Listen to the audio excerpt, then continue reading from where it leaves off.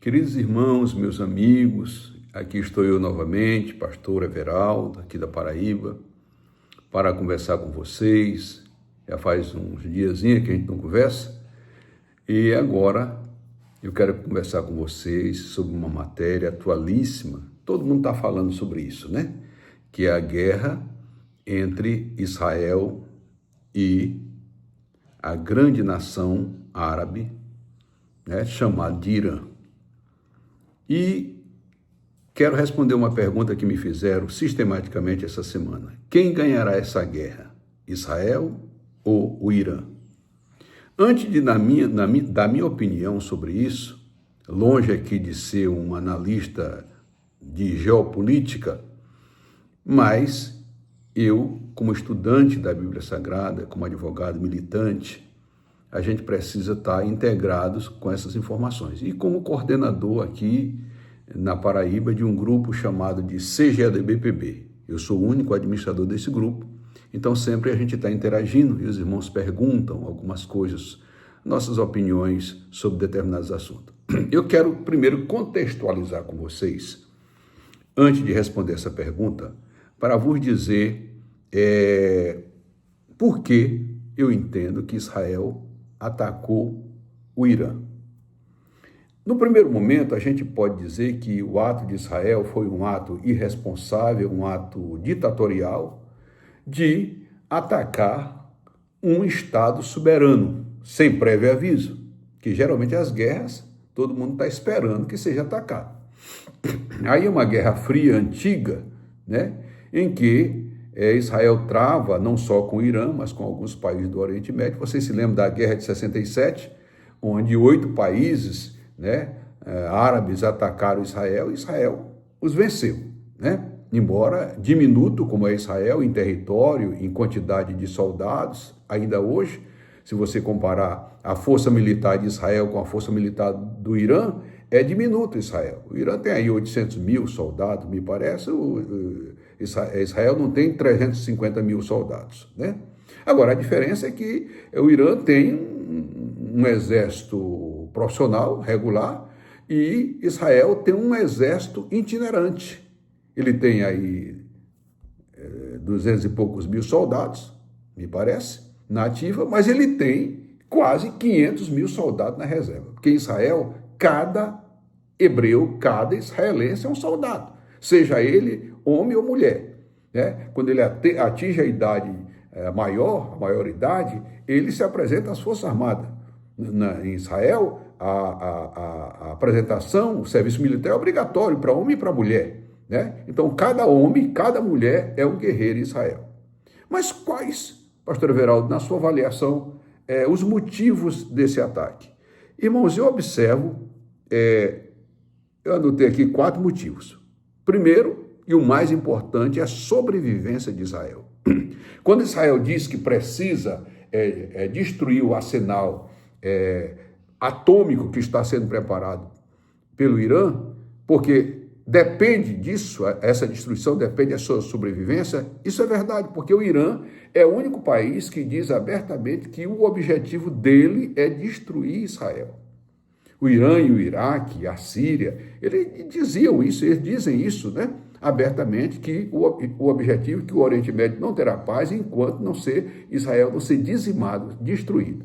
Então, se você convive com um vizinho que sabe que vai te destruir, que diz aos 4 cantos da terra que o objetivo dele é destruir você evidentemente toma suas precauções e sabe e tem que estar preparado a qualquer momento para esse confronto. Então, Israel deixar o Irã possuir um arsenal atômico, ele sabe que o Irã não vai perder tempo em destilar, em direcionar para Israel uma bomba atômica e destruir o Estado hebreu em questão de minutos, né? Então, Israel, esse é o primeiro motivo. O segundo motivo é que Israel vem segurando esse ataque há muito tempo porque as nações civilizadas que apoiam Israel, principalmente os Estados Unidos e a Europa, né, vivem a aconselhar Israel que não faça isso, não dê esse motivo, não há motivo para isso e tal. Mas a ONU tem um órgão chamado de Agência Nuclear, de Energia Nuclear, que essa agência ela faz aferição das energias no mundo todo, inclusive energia atômica. E a agência percebeu que o Irã desenvolveu um sistema atômico de forma que ele já está praticamente com a bomba atômica formada, né? E era uma questão de dia para ele ter uma bomba atômica, né, suficiente para destruir Israel, certo? E aí a ONU comunicou isso aos Estados Unidos, fez publicação disso aos integrantes da ONU, e os Estados Unidos, então, voltou a chamar o Irã para uma mesa de negociação para o Irã abandonar. O Irã não precisava de bomba atômica para sobreviver, certo? Para viver bem, até porque o Irã tem muito petróleo, etc, etc. Mas o Irã não aceitou, porque já estava aí com a bomba atômica praticamente pronta, né? São várias usinas atômicas que ele tem, né? E aí os Estados Unidos, então, certamente acionou Israel. Porque alguém dizer aqui que esse ataque de Israel não teve o aval dos Estados Unidos é ser inocente, né? Então Israel pede esse aval e os Estados Unidos dá, né? Então, esse comunicado da ONU, da existência de uma bomba atômica sendo formada no Irã. E essa decisão, essa decisão do Irã de se recusar a voltar à mesa de negociação com o objetivo de evitar que ele produza arma nuclear, foi motivo suficiente para Israel atacar o Irã, certo? Então, o que Israel faz? Israel, então, verifica que Israel analisa o Irã e verifica que o Irã está enfraquecido economicamente por causa dos embargos que os americanos impuseram eles há mais de 20 anos. O Irã não consegue vender o seu petróleo. O Irã só produz petróleo e ele não consegue vender nem a metade por causa dos embargos, certo? Que os americanos fizeram, os europeus fizeram. Ninguém compra petróleo do Irã mais do que o mínimo estabelecido naquele embargo. Tá? Então o Irã está enfraquecido economicamente. É tão tal que, apesar do Irã ter uma força aérea maior que a de Israel, ter mais soldado, ter mais avião, mas são equipamentos sucateados, equipamentos superados, né? Equipamentos que já não têm atualização das máquinas, certo? De guerra mais modernas que tem hoje Israel e os Estados Unidos. Então, Israel percebeu isso, que o Irã está enfraquecido economicamente. E também percebeu que os braços do Irã, porque o Irã não entrava na guerra, mas ele mandava. Não tem aquela pessoa que não te enfrenta diretamente, mas manda os seus prepostos atacar você e tal, tal. Então o Irã é isso, o Irã fazia isso. Criou-se o Hezbollah, o Hamas, o Houthis, né? Também tinha países como o Iraque, como a Síria, que eram braços do Irã. O Irã financiava esse povo para atacar Israel, atacar as instalações militares de Israel, sequestrar pessoas, cidadãos israelenses, porque há um ponto muito importante aqui, que eu abro um parênteses, porque se fala muito que Israel está matando criança e tal, tal. É verdade. Agora, não foi Israel que começou essa guerra. Não se fala, por exemplo, que o Hamas assou criança israelense na brasa, na grelha, né? Então você entra no país, quando o nosso presidente aqui ataca Israel por fazer isso, aí se pergunta se um país vizinho entrasse na sua casa, sequestrasse seus filhos, né? Matasse sua família, você ficaria de mão cruzada? É uma pergunta. Eu não estou aqui fazendo apologia às matanças lá no Oriente Médio, não. Eu estou dizendo que Israel foi atacado primeiro, e com brutalidade, e com ferocidade. Então, se ele reage, não sei se é proporcional ou desproporcional a reação, mas o fato é que ele foi atacado primeiro. Muito bem. Então, Israel também viu que a capacidade militar do Irã está enfraquecida, exatamente porque ele tem, apesar de ter numericamente mais avião, né, mais tanque de guerra, mas estão sucateados, estão superados, certo? Então Israel bolou uma estratégia. Qual é a estratégia? Que está lá no livro Arte da Guerra. Matar os líderes. Israel que tem um serviço secreto, Israel tem uma inteligência que rivaliza com a americana, né, a Mossad, né? Então Israel teve a capacidade de infiltrar seus agentes dentro do Irã, dentro dos órgãos de defesa do Irã. E aí conseguiu ter o local certo para matar as lideranças militares. Primeiro escolheu o quê? O líder da guarda revolucionária. O chefe da guarda revolucionária. O que é essa guarda revolucionária, pastor Everaldo? É um exército de elite que os ayatolás, quando tomaram o poder em 79, né, eles não confiavam e não confiam até hoje no exército regular do Irã, então eles formaram um exército para eles. É uma guarda privilegiada, né? É um exército paralelo, é um exército que tem mais privilégio do que o exército normal, né? É uma elite militar, eles têm maior orçamento do que apesar de eles terem, me parece que 200 mil, não me lembro a quantidade, mas eles têm um orçamento maior do que o orçamento das Forças Armadas. Então, eles são a elite, porque o objetivo deles não é proteger a república, é para proteger o regime dos ayatolás. Né? No Irã tem os poderes executivo, legislativo e judiciário, mas tem o líder supremo, né? Ele manda em todo mundo, né? Ele parece aqui um líder que nós estamos tendo por aqui hoje no Brasil, né? Manda em todos os poderes, né? São os ayatolás. O Irã é uma república islâmica, uma república onde eles admitem que quem manda lá é Deus Alá, né? E aí, esse primeiro foi o Ayatollah Khomeini, que derrubou a monarquia, odiava a monarquia e fizeram uma outra monarquia, né? Porque o Ayatollah Khomeini morreu e foi substituído pelo Ayatollah Khamenei, que é hoje que manda no Irã, né? Então ele é um rei, ele é um soberano que está acima de tudo. Né? Todo mundo ele desmancha a lei, ele remove ministro da Suprema Corte, ele tem poderes absolutos, esse líder. Tá? Então é ele que está levando a nação. Por quê? Porque ele escolheu o lado errado. Ou seja, ele diz abertamente que o objetivo do Irã é destruir o grande Satã, que é os Estados Unidos, e o pequeno Satã, que é Israel. Só que o Irã, certo? Com armas rudimentares, fica difícil ele destruir o grande Satã, né? Então, o que Israel fez? Israel se direcionou para matar as lideranças. Matou o líder da guarda revolucionária, né? E matou o líder do exército regular. Com isso, ele enfraquece, porque isso é uma estratégia de guerra. Quando você mata a liderança, o castelo vem embaixo, né? O castelo vem embaixo. Isso até nas lideranças dos índios americanos, né? Os soldados americanos escolhiam matar o líder, né? Porque matando a liderança indígena, todo o resto do exército indígena corria, né? Então, eles mataram, Israel matou, né? Entrou lá e matou. E aí o Irã agora reage. Mas o que o Irã tem? O Irã tem um estoque de mísseis, né? E de drones, né? Que ele ataca Israel com isso.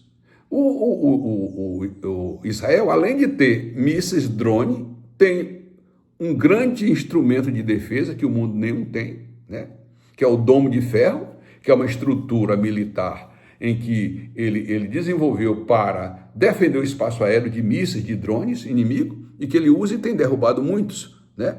E tem, evidentemente, o apoio americano e o apoio da Europa, que eu tive uma oportunidade de falar aqui uma vez para os irmãos. Isso não é de graça, isso não é teológico, né? É porque o capital americano e o capital europeu é hebreu, né? É hebreu, né?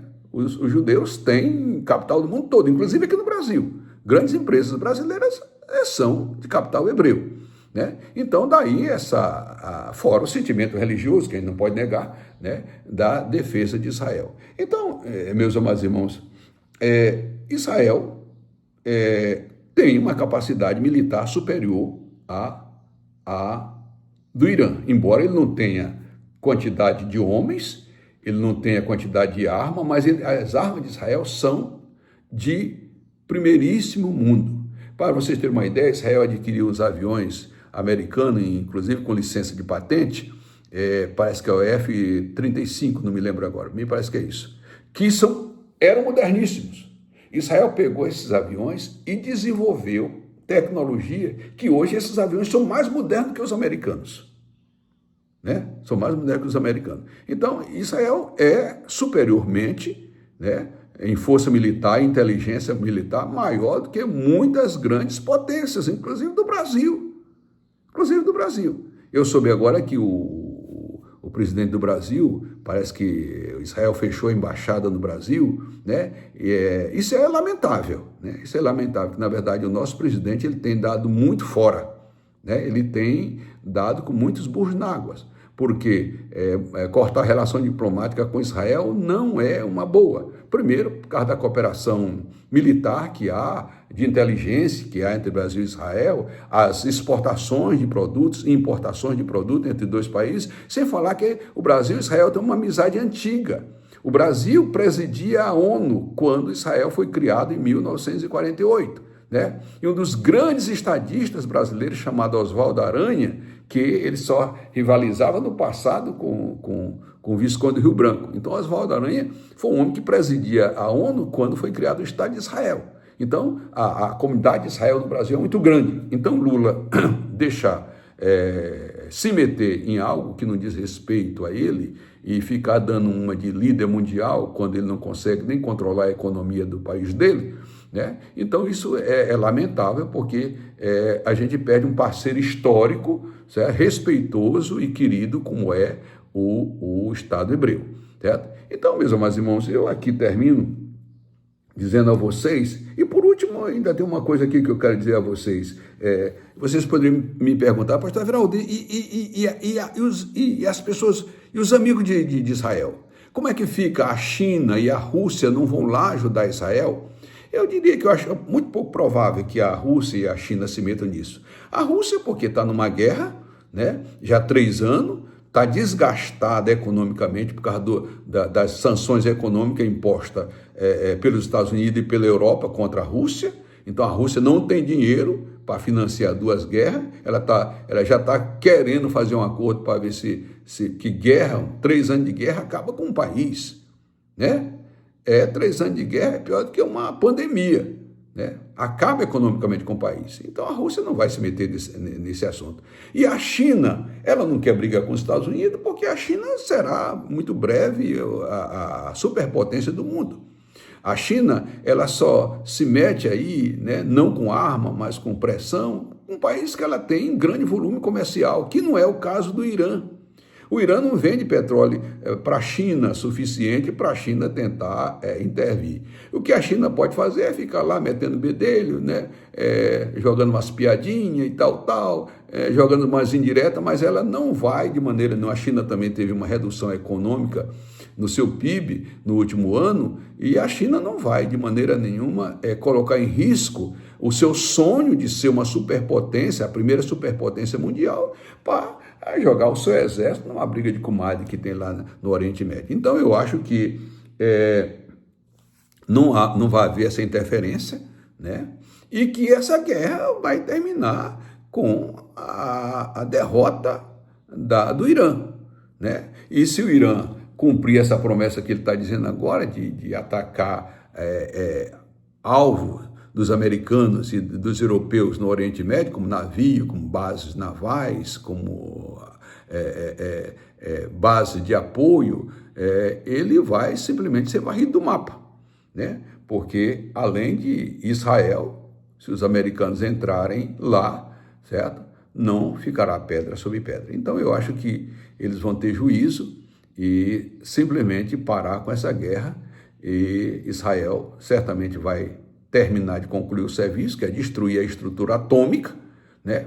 Porque vocês verifiquem que o Irã não manda avião para atacar Israel, porque os aviões dele não têm essa potência, não tem essa tecnologia, não tem essa eficiência. Mas os aviões de Israel estão lá dentro, entram lá, porque Israel realmente tem mais superioridade e eficiência militar do que o Irã. Então, o que eu acho é que essa guerra vai terminar em poucos dias com a aniquilação da estrutura atômica do Irã, e o Irã deve voltar ao seu lugar normal para não ser riscado do mapa. É o que eu acho. Grande abraço a todos e se inscrevam no meu canal, viu? Se inscrevam no meu canal, dê um like aí, para quando o velhinho aqui falar, vocês tomarem conhecimento. Um abraço, um beijo no coração.